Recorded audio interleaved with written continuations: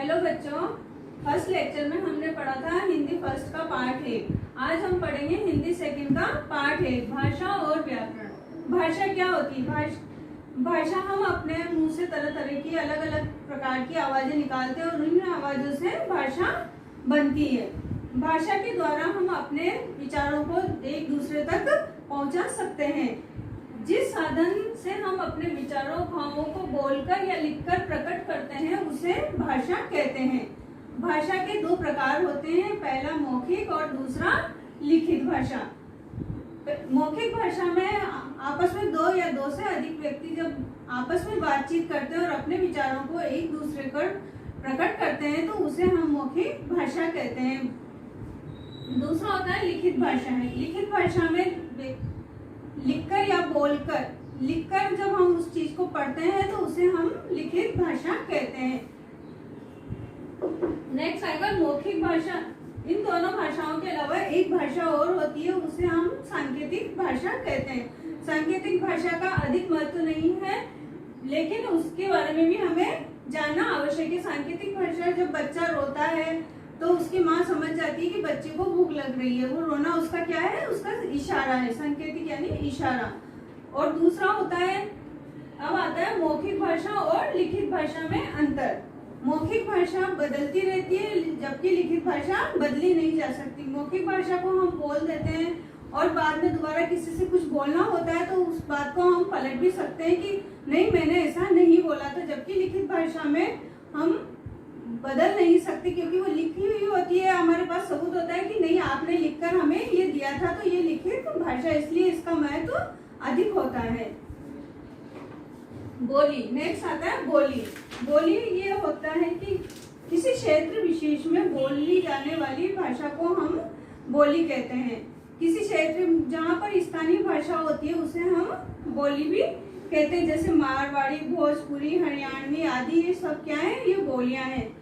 हम अपने मन के भाव बचपन से जो भाषा सीखते हैं, मन के भावों को जिस भाषा में बोलते हैं और जहाँ पर हम रहते हैं, जिस चीज को हम बोलते हैं उसे हम मातृभाषा कहते हैं। नेक्स्ट टॉपिक आता है बोली। बोली किसी क्षेत्र विशेष में बोली जाने वाली भाषा का स्थानीय रूप बोली कहा जाता है। स्थानीय रूप जहाँ पर आप रहते हैं, लोकल भाषा जो आपकी होती है उसे हम बोली कहती है। बोली कई तरह की होती है, जैसे मारवाड़ी, भोजपुरी, हरियाणवी। जहाँ आप रहते हैं वहाँ पर जो लोकल भाषा जो आपकी बोली जाती है उसे हम बोली कहती है। हम अपने मन के भाव बचपन से जिस भाषा में बोलते हैं, समझते हैं, सीखते हैं उसे हम हमारी मातृभाषा कहते हैं। संसार में अनेक भाषाएं बोली, पढ़ी और लिखी जाती हैं। सभी देशों की अपनी अपनी भाषाएं होती है। जैसे यूरोप की यूरोपीय, यूरोप के लोग अंग्रेजी, जापान के लोग जापानी, चीन के लोग चीनी बोलते हैं। ऐसे ही हम अलग अलग देशों में अलग अलग भाषाएं बोली जाती है। हमारा देश बहुत बड़ा देश है, यहाँ पर भी अनेक प्रकार की भाषाएं, अलग अलग राज्यों की अलग अलग भाषाएं बोली जाती है। जैसे कश्मीर की कश्मीरी होती है, पंजाब की पंजाबी, अलग अलग राज्यों की इसी प्रकार से अनेक भाषाएं होती है। ये आपकी बुक में दिया गया है, पेज नंबर 6 पर आप इसको पढ़ेंगे। नेक्स्ट टॉपिक आता है लिपि।